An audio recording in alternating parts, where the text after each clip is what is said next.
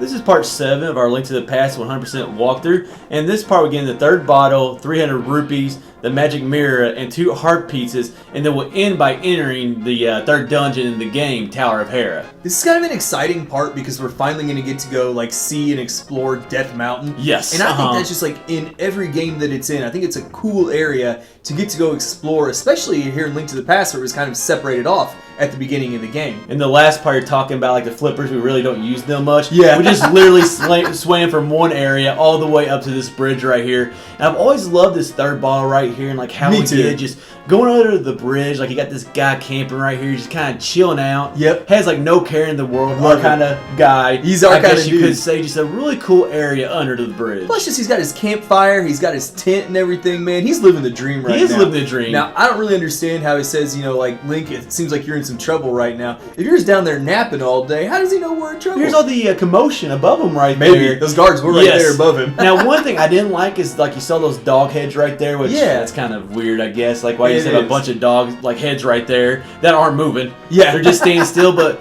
I like really hate that barrier right there because I wish we could swim like all the way like through the river in Hyrule. Like there's a lot of places of these this river that we can't swim in. It's kind of annoying. Yeah, it's just we use the water a little bit to get around there, like you said, but there are a couple of barriers there in the river that it's just kind of annoying. Now, I don't think we got that in Link Between Worlds. I think in Link Between Worlds we could pretty much just like go anywhere we want to in the water. Just about, yeah. Like you see the dog heads, right? Those are dog heads, aren't they? They sure look like it. You can see the barriers right there too. Yeah. I mean, I guess that's a good point. Like, well, that I mentioned that I brought up is that there's actually it allows you to swim in a lot of areas, but there's also a lot of areas that are still blocked off that are going to be blocked off the entire game. Now, I kind of like what we're going to be doing right here. We're actually going to be getting some money. Yeah, we're getting some rupees. Money. I mean, we just spent I think 700 rupees in the last part, so we're actually going to go recover 300 of them. And I really like that shortcut to get back into the castle sewers. Just we mentioned all the way back in part number 1.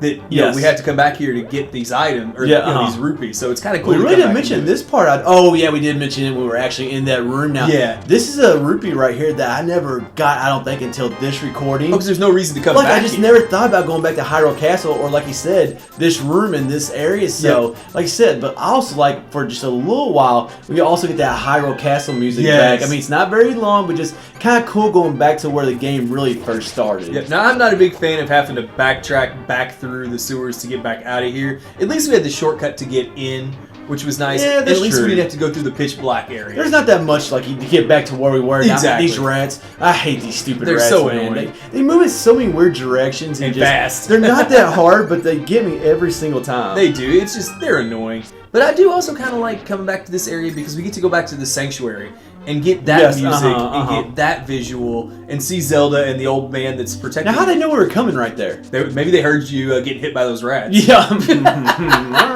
All right. Well played, Red. Well played. Well, they were ready for you, so they were. That is true. They were turning around looking, so they heard something. I guess they were expecting me. Like I said, you hit by all those rats. I was probably making noises. Ouch! Ouch! Ow. Screw you guys! Come on. Now I think we're actually we are making our way to Death Mountain now. I remember coming to this area for the first time in the game. Like you said, it's always an exciting part to get to Death Mountain. It is, and I think a lot of that is like it's the first sense of verticality. It really that is. we get in like most of the Zelda games. Now I also kind of liked there was someone we talked to. I believe it was the kid that gave us the bug catching net early on. Yes. And he said he was too sick to go out and play because of like all the evil air coming down on Death Mountain. So it's really cool to finally come explore that, and you're like, man, this place.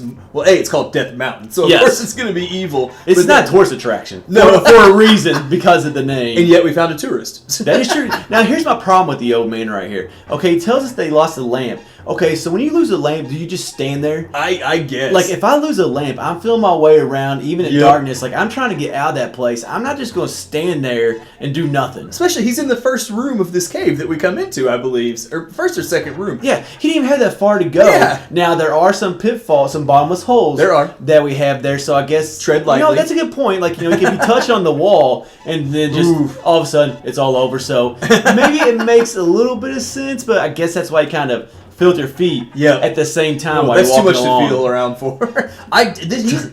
Go ahead. Sorry. Go ahead. I don't have a problem with filling around too much. I was going to say, I was like, as soon as I said that, I was like, oh, come on.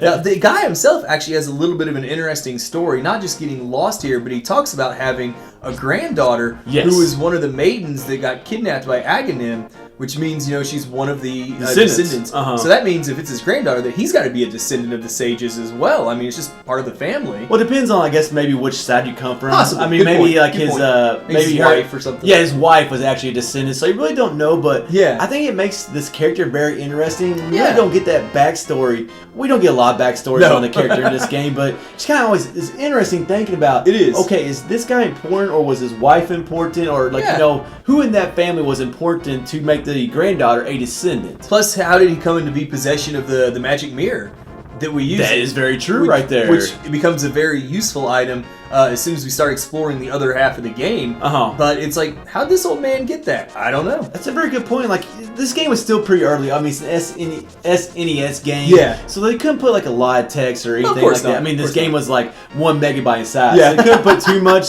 But I do like for once, like we kind of mentioned this, I think, in one of the earlier parts. It's a Zelda game where we're finally getting a backstory. We do. To the game. We just don't find it in the manual. Yeah. Now, Death Mountain itself can be a little bit confusing. A little bit. It is confusing. If you're just like working your way towards like the Tower of Hera, it's not too bad. The third dungeon, I should say. Yes. But if you're trying to collect some of these items and heart pieces and things like that, there are just so many like entrances and exits, ledges we can jump off, holes we can fall through that drop to another level. It's not as bad as Zelda 2. No, it's not I can tell you that. That was terrible. It's not that bad, but it can be a little bit confusing though. Although those directions aren't too hard in the Zelda 2 because you just basically go right until you can't go right any farther. Yeah. Like, if you ever gone that far in the game, but I don't have anything else. No. That's all I had right there. So well, it's kind of nice that we found this fairy fountain though, because we got the third empty bottle, so we might as well go ahead and get it filled. I just like running into walls, to be honest with you. Hey, it's the quickest way to stop. That is true. That is very true. And you'll see me do it throughout the game. Actually, I do it right there again, too. You got deflected right into a mini Moldor. That happens, dude.